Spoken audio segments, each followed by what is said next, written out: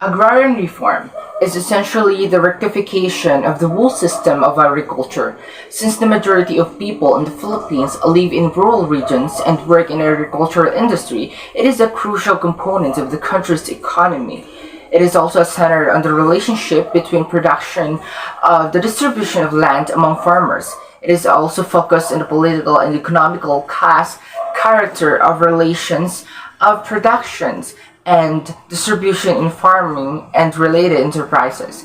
The Philippines would be able to better utilize its agricultural potential and raise the country's agricultural workers who have long endured poverty and desertification through genuine and comprehensive agrarian reform. In our attempt to understand and development of agrarian reform in the Philippines, we turn our attention to our country's history, especially our colonial past, where we could discover the cause of the ongoing agrarian problems in the country.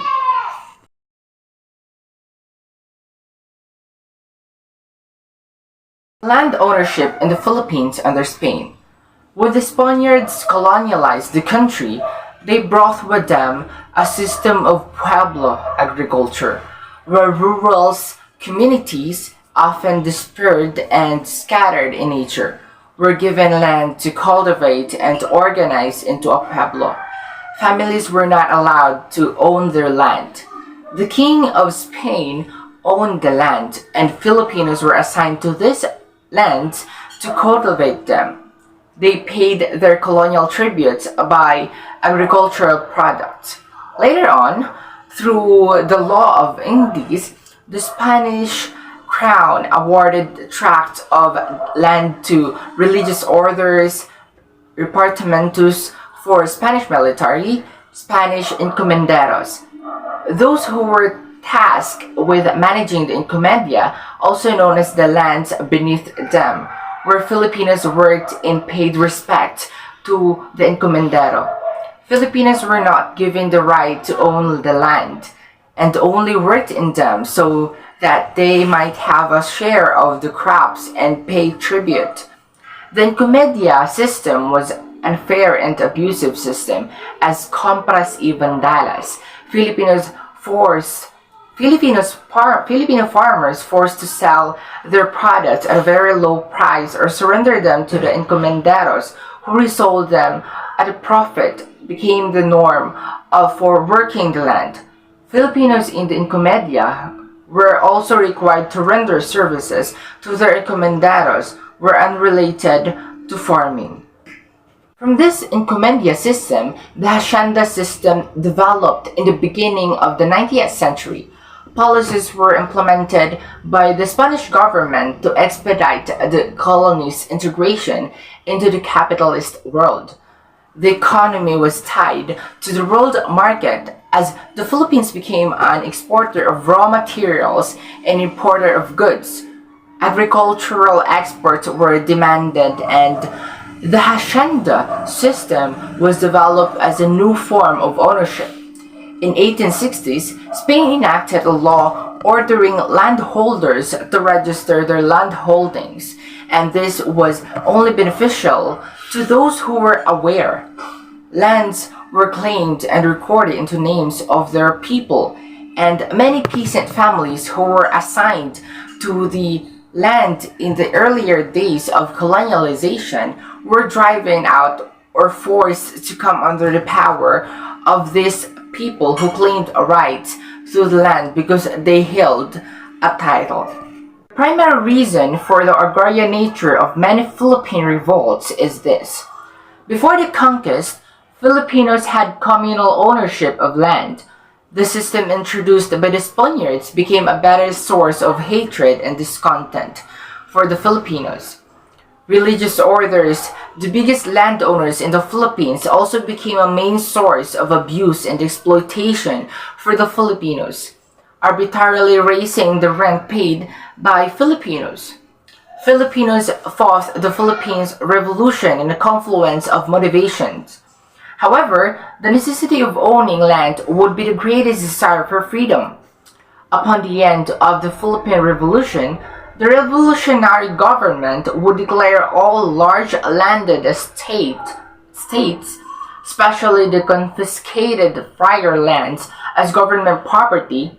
However, the First Philippine Republic was short-lived. The entrance of Americans would signal a new era of colonialism and imperialism in the Philippines. And now let's talk about the land ownership in the Philippines under the Americans. The Americans were aware that the main cause of social unrest in the Philippines was the landiness, and they attempt to put an end to the deplorable condition of a tenant farmer by passing several policies to increase small landholders and distribute ownership to a bigger number of Filipino tenant farmers. The Philippine Bill of 1902 provided regulation on the disposable public land. A private individual may own 16 hectares of land, while corporate land ownership may have 1,024 hectares. The Americans were also given the right for own agricultural land in the country. The Philippines Commissions also indicated Act No. 496, or the Land Registration Act, which introduced the Torrent system of address and absence of earlier recorded issues land titles and conduct accurate land service. In 1903, Homestead Program is introduced, allowing tenants to enter into an agricultural business by acquiring a farm of 16 hectares.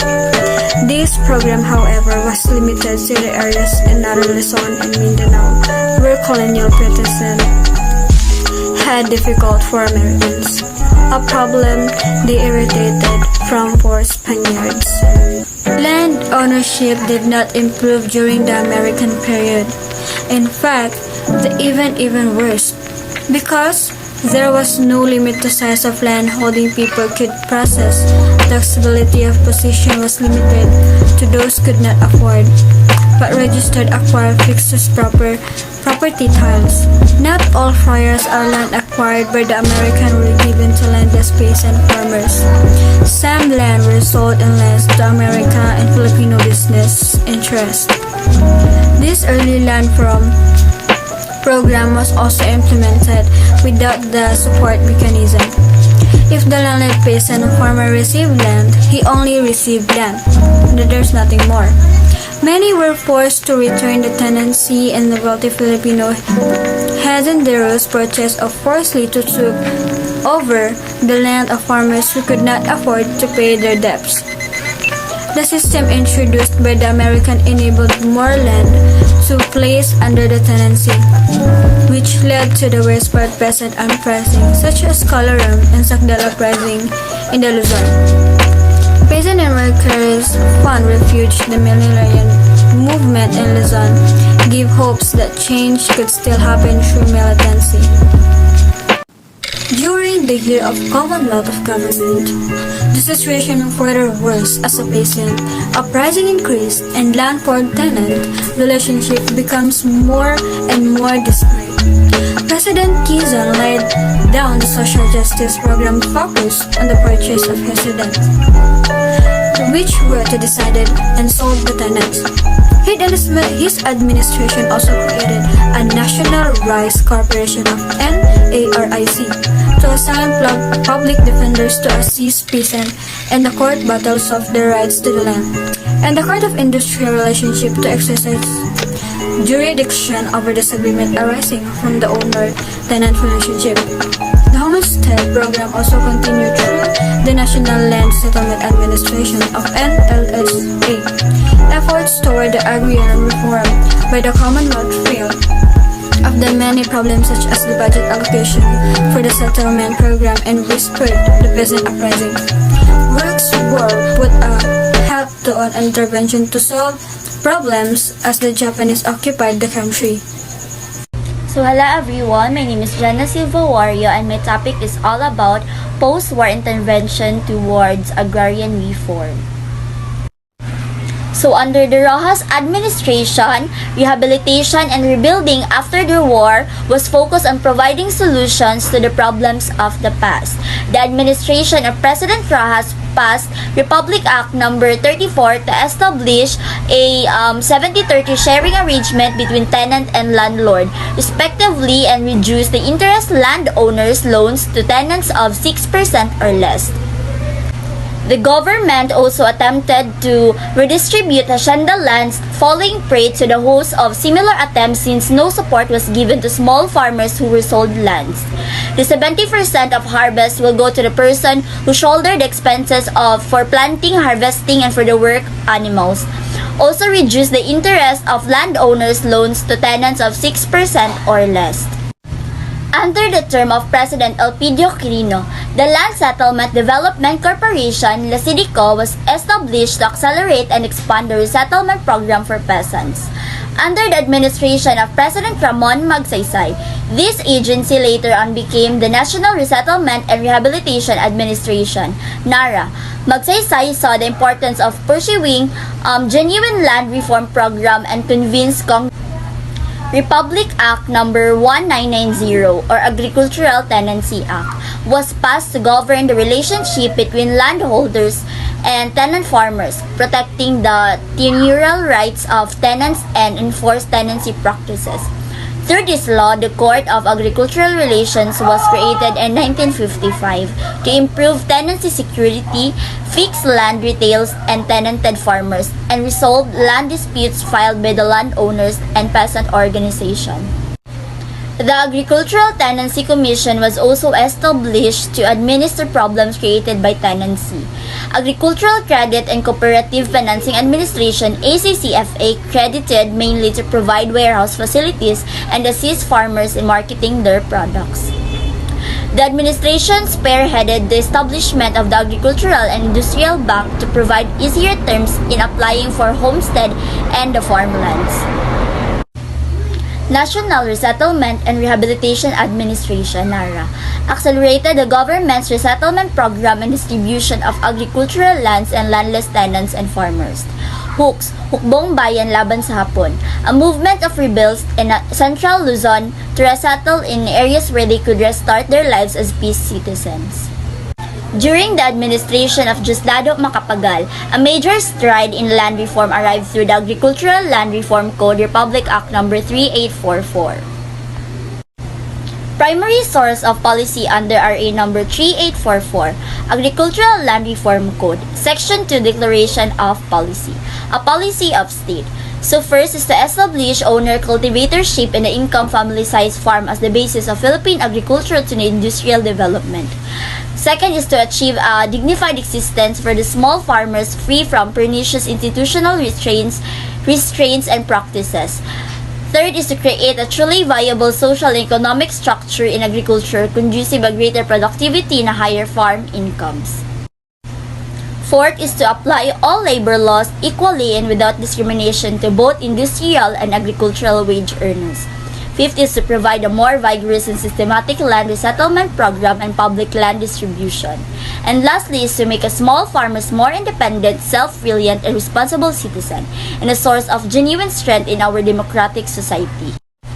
Republic Act number 3844, Agricultural Land Reform Code.